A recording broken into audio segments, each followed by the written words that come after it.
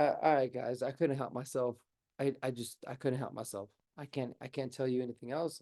I couldn't help myself tonight. I had to make another video because I hear a lot of this talk about, Sean Payton. He could have helped himself. He said some things today at the owners meeting, and he'll talk tomorrow, early morning. So we'll have some good content for you tomorrow, man, to read through the tea leaves about how the Broncos are taking their time with this quarterback situation, and they should be, right? They should be, and I don't think that that's anything that's. I'm not gonna sit here and say, oh man, it's the new news or it's anything for you guys, but I want to let you guys know something.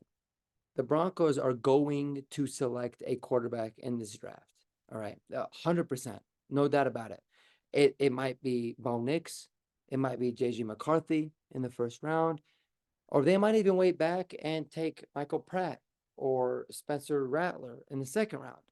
And whatever it is that they decide to do, I need you guys to get excited and I need you guys to get pumped up for this draft, and pumped up for the route in which these Broncos take, because you guys have to understand something. The NFL draft is unbelievably popular. It ranks better than the World Series does. It ranks better than the Olympics do in many cases. I mean, people will literally sit there and watch on their television who their team is going to take, right? So there's a lot of smoke. There's a lot of um, bullshit out there, for lack of better words. There's a lot of people out there that are trying to convince you that the Broncos are going to go one way or another. And I will tell you guys, do not believe it. The Broncos might be silent like they have been, and that might mean that they love JJ, or they might love Drake May, or they might love Bo Nix, or to be honest with you, man, they might love Spencer Rattler, and that means that they might end up taking a guy like a Brock Bowers or Aroma Dunze in round one. And any of those options, at the end of the day, are going to be okay. Like they're going to be really, really good if that happens. Now, if they end up taking a corner, then I, I mean, I mean,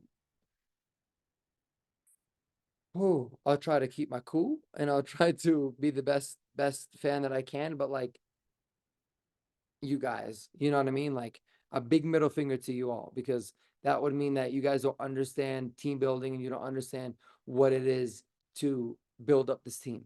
But if you read through the tea leaves, and I think tomorrow is going to give us a lot more tea, so today is just going to be a lot of speculation. I personally think, man, I can almost guarantee you Sean Payton has identified a quarterback in this draft that he feels like he can fuck with. Now, it doesn't mean that he's fallen in love with him or it's somebody that he feels like he loves, but I feel like he feels like he really, really likes this guy. And every single person, it's crazy to me, and what really bothers me, and what's really made me feel like this NFL draft has been so much about hype and ratings and getting people excited, is the fact that every single person, you got Mel Kiper, you got Daniel Jeremiah, you got Joe Klatt, you got um, who else, man? There's somebody else that I'm trying to think of, that Rich Eisen has talked about it, and first round mock, my guy, as Daniel Kelly's talked about it. He said, you know, Bo Nix reminds them of Drew Brees. All right, but they still they say that, they'll say that, and then they'll casually be like, oh, he reminds us of Drew Brees, but you know what? He's a good fit for Sean Payton. Uh, Listen, guys, if Bo Nix is actually compared, if he's actually legitimately compared to Drew Brees, and it's somebody that they've identified is a fit for Drew Brees, why the fuck isn't he going number one overall? Drew Brees is a future Hall of Famer. And that's what really starts to drive me crazy, is because they're like, I love the I love the hype that Caleb Williams has. I love the hype that Jaden Daniels has. Caleb Williams reminds me of Patrick Mahomes, but maybe a little bit of somebody else. He's his own person. I don't like to compare him to Patrick Mahomes because it's unfair. And Drake May reminds me a lot of Josh Allen, but that's a kind of unfair. And Jaden Daniels reminds me of like RG3 when he came out, and he reminds me a little bit of Josh Allen as well, but that's unfair. And JJ McCarthy, he reminds me of Tom Brady. And it's like, dude, guys, what are you talking about? Right? Let's hone this whole thing in. I mean, so many different NFL prospects, like vested NFL people, people that are really, really smart, are comparing Bo Nix with Drew Brees, and you guys are upset that, oh, the Broncos are going to end up settling for the fifth pick. It just makes me feel like, the NFL is always going. It's a business. It's a business. They're the smartest people in the world, and these guys are comparing Bo Nix to Drew Brees because they felt like when Drew Brees had come out, he didn't have the ceiling.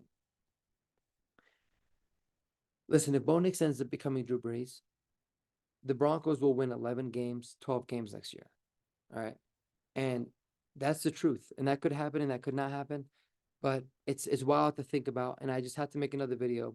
So I appreciate you guys tuning in. Thank you guys for hopping on the channel. Like, comment, subscribe, whatever it is to show your boy some love. I appreciate it. But I will tell you guys this. NFL quarterback play and guys that come into this league, the most important thing without a doubt is fit for the quarterback. All right. RG3, maybe he didn't fit because, Mike Shanahan loved Kirk Cousins more than he did RG3. So why the hell would he commit to him? He just had to commit to him or show some sort of a commitment for the ownership group. Sam Darnold came into an awful situation with the Jets. Really, really bad. This is a situation where you guys, I understand that you might think it's very, very, it's as bad, but it's not as bad as it seems. You have an ownership group that is all in with the offensive coordinator, all in with the offensive head coach and Sean Payton, and even all in with the defense. Like, and if the defense doesn't work out, Jim Leonard is waiting in the wings to take this over. Like you have a lot of continuity here, and continuity will equal success, right? So whether it's Bo Nix or JJ McCarthy or Spencer Rattler or Michael Penix or I mean fucking Drake May or Jaden Daniels or even Caleb Williams, I don't really care. I think that we are on a mission right now, and I think that what you hear from Sean Payton today proves that, and I cannot wait to break down what he says tomorrow on this channel. So hope you guys have a wonderful day. Thank you guys for riding with me. Mile high salute to you guys all. And as always, peace out.